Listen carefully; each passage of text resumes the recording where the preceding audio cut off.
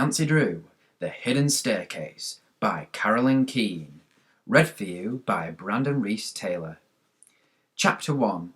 The Haunted House. Nancy Drew began peeling off her garden gloves as she ran up the porch steps and into the hall to answer the ringing telephone. She picked it up and said, "Hello." "Hi, Nancy, this is Helen." Although Helen Corning was nearly 3 years older than Nancy, the two girls were close friends. "Are you tied up on a case?" Helen asked. "No, what's up? A mystery?" "Yes, a haunted house." Nancy sat down on the chair by the telephone. "Tell me more," the 18-year-old detective begged excitedly. "You've heard me speak of my Aunt Rosemary," Helen began. "Since becoming a widow, she has lived with her mother at Twin Elms, the old family mansion out in Cliffwood. Well, I went to see them yesterday. They said that many strange, mysterious things have been happening there recently. I told them how good you are at solving mysteries, and they'd like you to come out to Twin Elms and help them." Helen paused, out of breath. "It certainly sounds intriguing," Nancy replied, her eyes dancing. "If you're not busy, Aunt Rosemary and I would like to come over in about an hour and talk to you about the ghost." "I can't wait." After Nancy had put down the phone, she sat lost in thought for several minutes. Since solving the secret of the old clock, she had longed for another case. Here was her chance. Attractive, blonde-haired Nancy was brought out of her daydreaming by the sound of the doorbell. At the same moment, the Drews' housekeeper, Hannah Gruen, came down the front stairs. "I'll answer it," she offered. Mrs. Gruen had lived with the Drews since Nancy was 3 years old. At that time, Mrs. Drew had passed away, and Hannah had become like a second mother to Nancy. There was a deep affection between the two, and Nancy confided all her secrets to the understanding housekeeper. Mrs. Gruen opened the door, and instantly a man stepped into the hallway. He was short, thin, and rather stooped. Nancy guessed his age to be about 40. "Is Mr. Drew at home?" he asked, brusquely. "My name is Gomber, Nathan Gomber." "No, he's not here just now," the housekeeper replied. The caller looked over Hannah Gruen's shoulder and stared at Nancy. "Are you Nancy Drew?" "Yes, I am. Is there anything I can do for you?" The man's shifty gaze moved from Nancy to Hannah. "I've come out of the goodness of my heart to warn you and your father," he said pompously. "Warn us? About what?" Nancy asked quickly. Nathan Gomber straightened up importantly and said, "Your father is in great danger, Miss Drew." Both Nancy and Hannah gasped. "You mean this very minute?" the housekeeper questioned. "All the time," was the startling answer. "I understand you're a pretty bright girl, Miss Drew, that you even solve mysteries. Well, right now, I advise you to stick close to your father. Don't leave him for a minute." Hannah looked as if she was ready to collapse, and suggested that they all go into the living room, sit down, and talk the matter over. When they were seated, Nancy asked Nathan Gomber to explain further. "The story in a nutshell is this," he began. "You know that your father was brought in to do legal work for the railroad when it was buying property for the new bridge there?" As Nancy nodded, he continued, "Well, a lot of the folks who sold their property think they were gypped." Nancy's face reddened. "I understood from my father that everyone was well paid." "That's not true," said Gomber. "Besides, the railroad is in a real mess now. One of the property owners, whose deed and signature they claim to have, says that he never signed the contract of sale." "What's his name?" Nancy asked. "Willie Wharton." Nancy had not heard her father mention this name. She asked Gomber to go on with his story. "I'm acting as agent for Willie Wharton and several of the landowners who were his neighbours," he said. "And they can make it pretty tough for the railroad. Willie Wharton's signature was never witnessed, and the attached certificate of acknowledgement was not notarized. That's good proof the signature was a forgery. Well, if the railroad thinks they're going to get away with this, they're not." Such a procedure on the part of the property owners meant trouble for her father. She said evenly, "But all Willie Wharton has to do is swear before a notary that he did sign the contract of sale." Gomber chuckled. "It's not that easy, Miss Drew. Willie Wharton is not available. Some of us have a good idea where he is, and will produce him at the right time. But that time won't be until the railroad promises to give the sellers more money. Then he'll sign. You see, Willie is a real kind man, and he wants to help his friends out whenever he can. Now he's got a chance."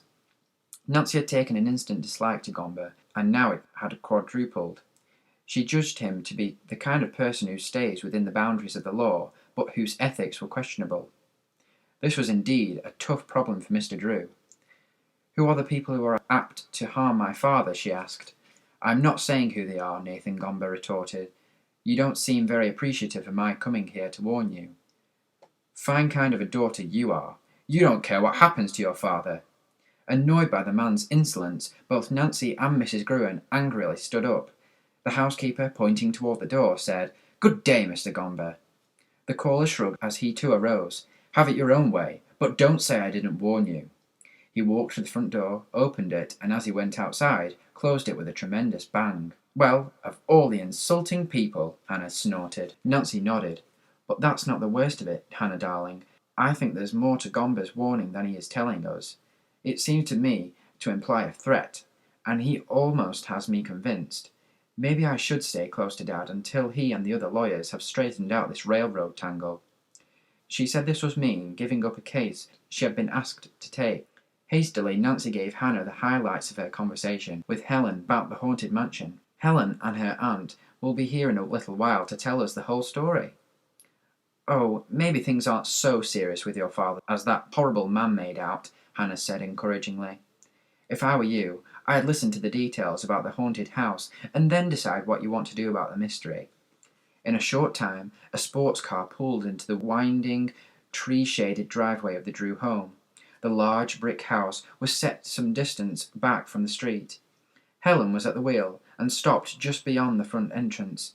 She helped her aunt from the car, and they came up the steps together. Mrs. Rosemary Hayes was tall and slender and had greying hair. Her face had a gentle expression, but she looked tired. Helen introduced her aunt to Nancy and to Hannah, and the group went into the living room to sit down. Hannah offered to prepare tea and left the room. "Oh, Nancy," said Helen, "I do hope you can take Aunt Rosemary and Miss Flora's case." Quickly she explained that Miss Flora's her aunt's mother. Aunt Rosemary is really my great-aunt, and Miss Flora is my great-grandmother. From the time she was a little girl, everybody has called her Miss Flora. "The name may seem odd to people the first time they hear it," Mrs. Hayes remarked, "but we're all so used to it, we never think anything about it." "Please tell me more about your house," Nancy requested, smiling. "Mother and I are almost nervous wrecks," Mrs. Hayes replied. "I have urged her to leave Twin Elms, but she won't. You see, Mother has lived there ever since she married my father, Everett Turnbull." Mrs. Hayes went on to say that all kinds of strange happenings had occurred during the past couple of weeks. They had heard untraceable music, thumps and creaking noises at night, and had seen eerie, indescribable shadows on walls. "Have you notified the police?" Nancy asked. "Oh, yes," Mrs. Hayes answered, "but after talking with my mother, they came to the conclusion that most of what she saw and heard could be explained by natural causes. The rest, they said, probably was imagination on her part. You see, she's over 80 years old, and while I know her mind is sound and alert, I'm afraid that the police don't think so." After a pause, Mrs. Hayes went on. "I had almost talked myself into thinking the ghostly noises could be attributed to natural causes, when something else happened." "What was that?" Nancy questioned eagerly. "We were robbed. During the night, several pieces of old jewellery were taken. I did telephone the police about this, and they came to the house for a description of the pieces, but they still would not admit that a ghost visitor had taken them." Nancy was thoughtful for the several seconds before making a comment. Then she said, "Do the police have any idea who the thief might be?" Aunt Rosemary shook her head. "No, and I'm afraid we might have more burglaries." Many ideas were running through Nancy's head. One was that the thief apparently had no intention of harming anyone, that his only motive had been burglary. Was he, or was he not, the person who was haunting the house? Or could the strange happenings have some natural explanations, as the police had suggested? At this moment, Hannah returned with a large silver tray on which was a tea service and some dainty sandwiches. She set the tray on a table and asked Nancy to pour the tea. She herself passed the cups of tea and sandwiches to the callers. As they ate, Helen said, "Aunt Rosemary hasn't told you half the things that have happened. Once, Miss Flora thought she saw someone sliding out of her fireplace at midnight, And another time a chair moved from one side of the room to the other while her back was turned, but no one was there. How extraordinary, Hannah Gruen exclaimed. I've often read about such things, but I never thought I'd meet anyone who lived in a haunted house. Helen turned to Nancy and gazed pleadingly at her friend. You see how much you're needed at Twin Elms. Won't you please go out there with me and solve the mystery of the ghost?